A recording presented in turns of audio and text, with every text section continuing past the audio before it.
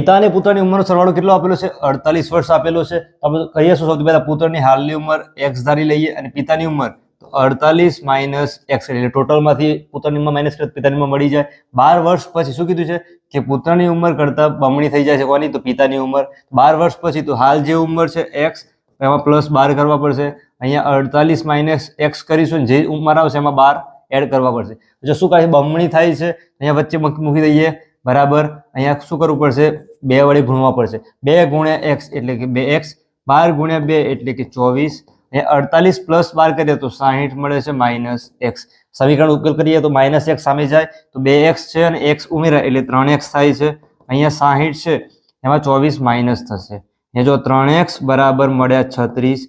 x ના જોડે 3 ગુણાકારમાં છે સામે જાય 36 ભાગ્યા 3 x બરાબર 12. હવે જો x શું ધાર્યો હતો તો પુત્રની ઉંમર માટે x ધાર્યો હતો તો હાલની ઉંમર કેટલી થશે? 12.